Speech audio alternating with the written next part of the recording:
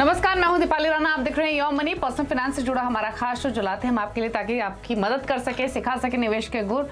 और your money के through ना ही आप सिर्फ ये समझते हैं कि कैसे शुरुआत करनी है, बल्कि शुरुआत कर चुके हैं तो बेहतर कैसे बना सकते हैं, इससे भी हमारे एक्सपर्ट्स करते हैं मदद। आप भी योर मनी में आकर अपने क्वेश्चंस पूछ सकते हैं। आप तरीका नोट कर लीजिए शो में शामिल होने का। आप ईमेल के थ्रू, व्हाट्सएप के थ्रू, फेसबुक, ट्विटर के थ्रू कनेक्ट कर सकते हैं। 7045220000 हमारा व्हाट्सएप नंबर है। yourmoney@nw18.com ईमेल आईडी है। साथ ही फेसबुक, ट्विटर पर ये शो आप लाइव भी वॉच कर सकते हैं, अपनी क्वेरीज भी पोस्ट कर सकते हैं #आस्कआवाज योर मनी लिखकर। आज हमारे साथ ऑप्टिमम मनी मैनेजर्स के एमडी पंकज मटपाल मौजूद हैं। पंकज जी नमस्कार, स्वागत है आपका। और क्वेरीज लेंगे उससे पहले हम हर रोज किसी न किसी टॉपिक पर डिस्कशन करते हैं, ताकि हमारे व्यूअर्स की जो एजुकेशन है म्यूचुअल फंड से रिलेटेड वो और इंक्रीज हो सके, जो उनके कंफ्यूजन हैं अलग अलग चीजों को लेकर वो दूर हो सके।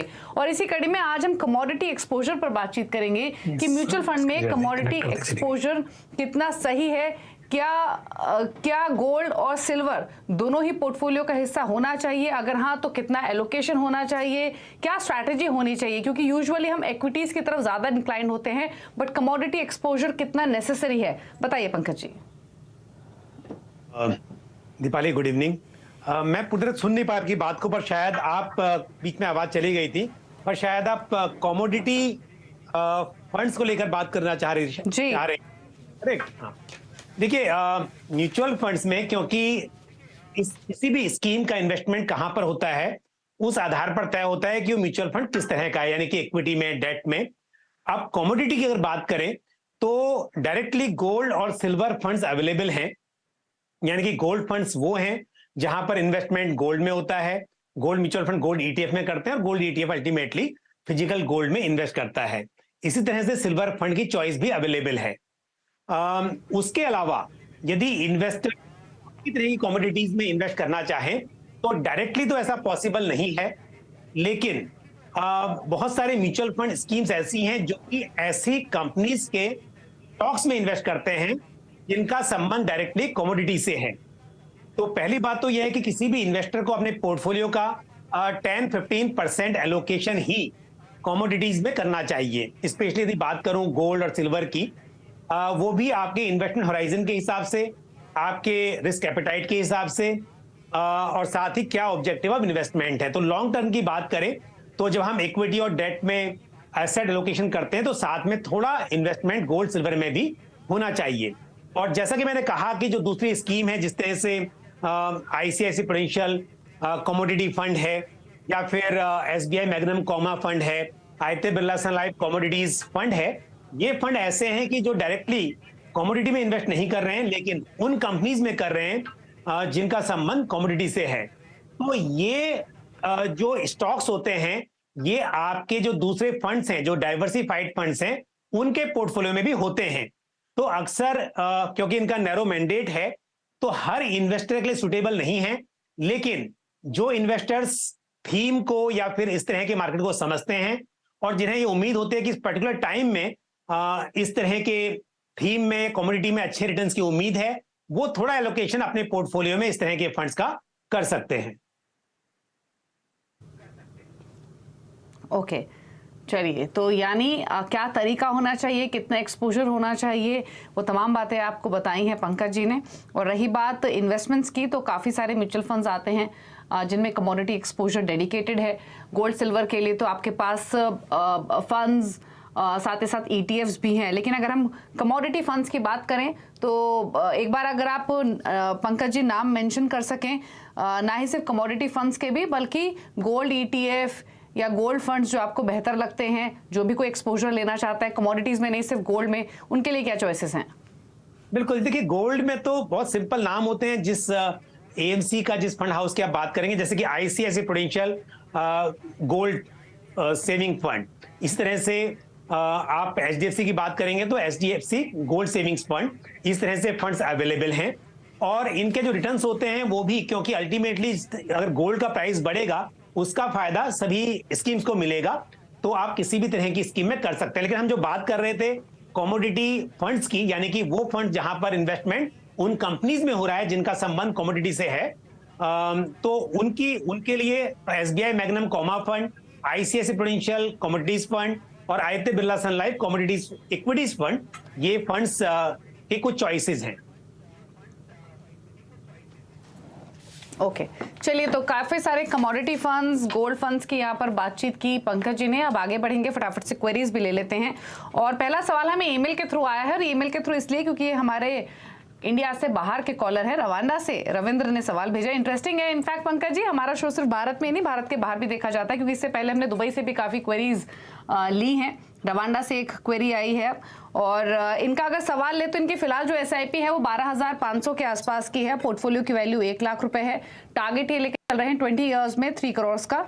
पोर्टफोलियो का रिव्यू ये करवाना चाहते हैं। फंड्स अगर मैं मेंशन करूं तो पराग पारिक फ्लेक्सी कैप में 2,000 रुपए महीना डालते हैं ये, एचडीएफसी मल्टी कैप में 1,500, PGM India mid cap opportunities 2,500, quant axis mid cap में 2,500, एक्सिस स्मॉल कैप 2,000 और Nippon India small cap fund में 2,000 की इन्वेस्टमेंट्स ये कर रहे हैं। एक चीज इन्होंने और पूछी है कि इस एग्जिस्टिंग पोर्टफोलियो के साथ साथ क्या कोई इंडेक्स फंड ऐड करना सही होगा या फिर नहीं, तो बताइए क्या सजेशंस आपके। जी दीपाली, देखिए अगर हम म्यूचुअल फंड की बात करें, रिटर्न्स तो गारंटेड नहीं होते हैं, लेकिन अगर हम एक 12% का कंपाउंडिंग एनुअल ग्रोथ यहाँ पर एज्यूम करें, क्योंकि बात हो रही है लंबे वक्त की, तो ऐसे में 20 साल में जो इनके पास में ऑलरेडी इन्वेस्टमेंट किया हुआ है और 12,500 रुपीज की एसआईपी कर रहे हैं, तो यहाँ पर इनका 20 साल में करीब 1 करोड़ 15 लाख रुपए बन सकते हैं। और इनका जो टारगेट है करोड़ की बात कर रहे हैं, तो डेफिनेटली निवेश बढ़ाना पड़ेगा। उसके लिए अगर मैं सिंपल एक मैथमेटिक्स करूं तो 16,000 रुपीज की एसआईपी अभी करनी पड़ेगी, और उसको हर साल 10% से बढ़ाना भी पड़ेगा, तब जाकर 3 करोड़ रुपए बन पाएंगे 20 साल में, यदि 12% का कंपाउंडेड रिटर्न मिलता है। अब ऐसे में क्योंकि मुझे पता नहीं कि रविंद्र जी कितना अभी इन्वेस्टमेंट कर सकते हैं, लेकिन निराश ना हो, अगर आपका जो अभी आप कर रहे हैं उसके हिसाब से 1 करोड़ 15 लाख बन पा रहा है, तो आप इन्वेस्टमेंट अपना करते रहिए, जितना बढ़ा सकते हैं उतना बढ़ाइए। 16,000 नहीं हो सकता है, कोई बात नहीं, जितना बढ़ सके, लेकिन क्योंकि समय लंबा है, 20 साल का वक्त है, तो समय के साथ आपकी इनकम बढ़ेगी, और इनकम के हिसाब से जब जब जैसा हो सके बढ़ाते रहिए, ताकि आप 3 करोड़ या जो भी लक्ष्य आपने लिया है उसे हासिल कर सकें। और जहां तक स्कीम्स का सवाल है, स्कीम सभी अच्छी हैं, आप इनमें बने रहिए, लेकिन क्योंकि 20 साल की बात हो रही है, तो एक मैं जरूर कहूंगा कि इंटरनेशनल फंड भी आपके पोर्टफोलियो में होना चाहिए, जो कि मिसिंग है, तो आप एक इंटरनेशनल फंड को अपने पोर्टफोलियो में शामिल कर लें। ओके, इंटरनेशनल फंड आप एक ऐड कर सकते हैं, ये सजेशन है आपके लिए। रही बात आपके पोर्टफोलियो की, तो 1.5 करोड़ का कॉर्पस आप एक्यूमुलेट कर सकेंगे 12% के रिटर्न के हिसाब से 20 इयर्स में। एसआईपी थोड़ी सी इंक्रीज करेंगे तो गोल को हासिल कर लेंगे 16,000 के आसपास की। इंटरनेशनल फंड ऐड कीजिए। धीरज महाजन हमारे साथ फोन लाइन पर हैं। धीरज नमस्कार, बताइए क्या सवाल है। मैडम मेरा सवाल ये है कि मैंने 5 म्यूचुअल फंड में एसआईपी की है। पराग पारिक फ्लेक्सी कैप फंड में 2,000 की, HDFC index S&P BSc Sensex fund में 2,000, Canara Robeco blue chip equity में 2,000, quant large and mid cap में 2,000, पीजीएम मिड कैप में 2,000 और कैनेरा रोबेको स्मॉल कैप में 2,000। ओके, तो यानी आपके 12,000 की एसआईपी है। आपका टारगेट क्या है? 20 इयर्स में 1 CR। 1 CR का टारगेट है 20 इयर्स में। और आपने ये एसआईपी स्टार्ट कब की थी, कितना टाइम हो चुका है? 2 मंथ हो गए। अच्छा, रिसेंटली यानी आपने पोर्टफोलियो क्रिएट किया है। तो फंड्स के नाम तो इन्होंने बताए पंकज जी, और 12,000 की एसआईपी है, 1 करोड़ का टारगेट 20 इयर्स में। बताइए अपने सजेशंस। बिल्कुल दीपाली, देखिए फंड्स के नाम है और यहाँ भी लंबा वक्त है, और लंबे समय में अगर बात करें तो गोल को अचीव करना आसान हो जाता है। अगर आप 12,000 रुपीज की एसआईपी कर रहे हैं और हम अगेन 12% का CAGR एज्यूम करें, तो करीब 1 करोड़ 10 लाख रुपए बन जाएंगे। एक सिंपल कैलकुलेशन है। तो आपका जो टारगेट है वो तो पूरा हो सकता है, लेकिन मैं एक बात और कहूंगा, जब आप अपना कोई भी टारगेट आप लेकर चलते हैं, तो ध्यान रखिए कि महंगाई दर यानी कि इन्फ्लेशन की वजह से समय के साथ उसकी वैल्यू काफी कम हो जाती है। तो इसलिए अगर आप 20 साल पहले, मतलब जब आपको टारगेट पूरा करना है, उससे आज बात कर रहे हैं कि 12,000 कर सकते हैं, तो डेफिनेटली आप समय के साथ इन्वेस्टमेंट को बढ़ा भी सकते हैं, जरूर बढ़ाना चाहिए, तो ताकि आप 1 करोड़ नहीं उससे भी ज्यादा अमाउंट इकट्ठा कर सकें और इन्फ्लेशन के हिसाब से आपको पैसों की कमी ना पड़े। जहां तक स्कीम्स का सवाल है, तो मैं कहूंगा कि आपका भी नजरिया बहुत लंबा है, तो ऐसे में आप जो लार्ज कैप फंड है आपके पास, Canara Robeco blue chip equity fund, क्योंकि आपके पास 2 लार्ज कैप फंड हैं, तो Canara Robeco blue chip equity fund, इसमें से निकलकर अगर आप Canara Robeco small cap fund में स्विच कर लें तो वो बेहतर रहेगा, लंबा नजरिया है, और ऐसे में स्मॉल कैप में थोड़ा एक्सपोजर आपका बढ़ जाएगा, वो आपको करना चाहिए। और बाकी जो स्कीम्स हैं वो आपकी सभी अच्छी हैं, वहां पर आप बने रहिए। ओके, तो अपनी स्कीम्स आप स्कीम्स में कंटिन्यू कर सकते हैं। 1 करोड़ से ज्यादा का कॉर्पस आप एक्यूमुलेट कर लेंगे इस एसआईपी के थ्रू। थोड़े चेंजेस आपको बताए गए हैं। लार्ज कैप में एक्सपोजर कम कीजिए, कैनरा रोबेको ब्लू चिप की जगह आप Canara Robeco small cap fund आप ऐड कर सकते हैं। इंक्रीज कीजिए एसआईपी धीरे धीरे, ताकि आप अपने टारगेट से ज्यादा एक्यूमुलेट कर सकें। संजय ठाकुर हमारे साथ अब हैं चंडीगढ़ से। संजय जी नमस्कार, बताइए क्या सवाल है आपका? जी मैम नमस्कार जी। हाँ मैम, मेरा सवाल ये है कि मेरे पास 5,000 की सिप चल रही है, डिफरेंट 5 1,000 ईच। तो मुझे ये पता करना कि जो मेरा पोर्टफोलियो है क्या ये थोड़ा ठीक है या इसमें कोई बदलाव करना चाहता हूँ मैं, या जो आप सजेस्ट करें। और अगले 20 साल तक की कितना मतलब कर्पस हो पाएगा? 50 लाख तक बनता है क्या? ओके, पूछ लेते हैं। तो आपने जो बताया सवाल, उसके बेसिस पे 5,000 की आपकी एसआईपी चल रही है और फिलहाल आपके पोर्टफोलियो की वैल्यू 2 लाख रुपए के आसपास की है। जो आपका टारगेट है वो है 20 ईयर्स में आपने बताया 50 लाख के आसपास का। तो फंड्स अगर इनके देखें तो इनके पास Axis mid cap, Quant small cap, ICICI Pru tech, Invesco India Contra और टाटा लार्ज कैप फंड है। तो यानी 5 फंड्स में 5,000 रुपये ये डाल रहे हैं, 1,000 ईच। क्या सजेशन रहेगा इनके लिए और इनके गोल पर आपकी ओर से पंकज जी सजेशंस? दीपाली देखिए, इनके पास 5,000 रुपए के निवेश के लिए 5 फंड्स हैं, तो मेरे हिसाब से फंड्स तो और ऐड करने की जरूरत नहीं है, बल्कि मैं यहाँ पर अगर थोड़ा सा बदलाव करूं तो एक फंड कम करने की बात कहूंगा। पर उससे पहले जो इनका टारगेट है 65 लाख का, अगर हम ये मानकर चलें कि इनके पास में 2 लाख रुपए अभी हैं और साथ में 5,000 की एसआईपी चल रही है, वही 12% के हिसाब से अगर कैलकुलेट करते हैं तो 56 लाख रुपए इनके कुछ बन पा रहे हैं। अगर सिंपल मैथमेटिक्स, सिंपल कैलकुलेशन हम कर रहे हैं तो थोड़ा सा इन्वेस्टमेंट बढ़ाना होगा यहाँ पर इनको 65 लाख करने के लिए। और दूसरा ये है कि एक बात और कहूंगा कि अगर आप 20 ईयर्स की बात करते हैं और 65 लाख का भी टारगेट लेते हैं तो उसकी वैल्यू अगर मैं 6% का इन्फ्लेशन लेकर चलूं तो जो आज के 20 लाख है उसके आसपास हो जाता है। मैंने पहले सवाल में भी ये बात कही थी कि हमेशा जब लॉन्ग टर्म की बात हो तो आपको इन्फ्लेशन को ध्यान में रखना चाहिए।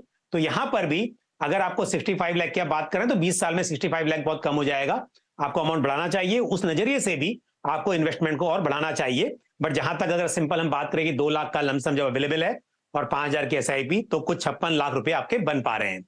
अब बात करते हैं स्कीम्स की। तो यहां पर मेरा सुझाव ये होगा कि जो टाटा लार्ज कैप फंड में एसआईपी चल रही है उससे आप निकल जाएं, क्योंकि एक लार्ज कैप फंड है और ऑलरेडी आपके पास दूसरा भी लार्ज कैप फंड है। और यहां पर क्योंकि 20 साल का नजरिया है तो मैं कहूंगा कि ये टाटा लार्ज कैप से निकलकर आपके पास जो इन्वेस्को कॉन्ट्रा फंड है उसी में आप अमाउंट को बढ़ा दें। नई स्कीम ऐड करने की फिलहाल आपको जरूरत नहीं है, तो आप इन्वेस्को कॉन्ट्रा फंड में अमाउंट को ऐड कर दें और टाटा में से निकल जाएं, क्योंकि स्कीम की परफॉर्मेंस काफी समय से सही नहीं है। अगर हम बेंचमार्क से कंपेयर करें, इवन इंडेक्स निफ्टी 50 के मुकाबले भी स्कीम की परफॉर्मेंस उतनी भी नहीं रही है। तो इससे निकलकर आप इन्वेस्को कॉन्ट्रा फंड में अमाउंट को ऐड कर लें। ओके, चलिए, तो ये चेंजेस आपको सजेस्ट किए गए हैं आपके पोर्टफोलियो से रिलेटेड। आप फिलहाल जो एसआईपी कर रहे हैं इससे तो 20 साल में 65 लाख ही आप एक्यूमुलेट कर सकेंगे, और अगर आपको और एक्यूमुलेट करना है तो एसआईपी को बढ़ाइए। पंकज जी ने एक बहुत इंपॉर्टेंट बात आपको बताई कि अभी आप जो 65 लाख की वैल्यू देख रहे हैं वो 20 साल में और कम हो जाएगी कंसीडरिंग इन्फ्लेशन। तो उस हिसाब से अपने गोल्स को आप डिफाइन कीजिए। बदलाव की थोड़ी सी जरूरत है आपके पोर्टफोलियो में। आपको करना क्या है, टाटा लार्ज कैप फंड से निकलिए, वहीं इन्वेस्को इंडिया कॉन्ट्रा फंड में आप एलोकेशन इंक्रीज कर सकते हैं। निफ्टी 50 इंडेक्स फंड को आप पोर्टफोलियो में ऐड कर सकते हैं। बाकी फंड्स जो हैं आपके उसमें आप इन्वेस्टेड रहिए। लेकिन ये हम सभी इन्वेस्टर्स को कहते भी हैं, जो गोल वो लेके चल रहे हैं उसमें इन्फ्लेशन का ध्यान जरूर रखें। दूसरी बात ये, जितनी भी एसआईपी आप कर रहे हैं, स्टेप अप एसआईपी का जो तरीका है वो जरूर अपनाएं। रुक रहे एक ब्रेक के लिए, ब्रेक के उस पार कुछ और सवाल, तो वापस आते हैं।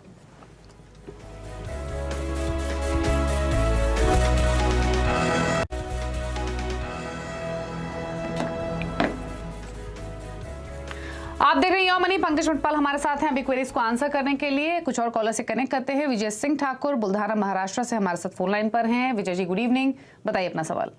Good evening madam. मैडम मेरा था 7,000 रुपये में इन्वेस्ट कर रहा हूँ। क्वेश्चन अपना। मैडम मैं 7,000 रुपये इन्वेस्ट कर रहा हूँ। 5 टैक्स फंड, मेरे जैसे ठीक है। मिड कैप फंड 2,000 रुपये एक्सिस स्मॉल कैप और 1,000 रुपये SBI स्मॉल कैप। ठीक है, ये मैडम क्या टारगेट है आपका और कितना टाइम हो चुका है आपको इसमें इन्वेस्ट करते हुए? कब बनाया आपने पोर्टफोलियो? ये दिसंबर में, 12 दिसंबर 2022 में।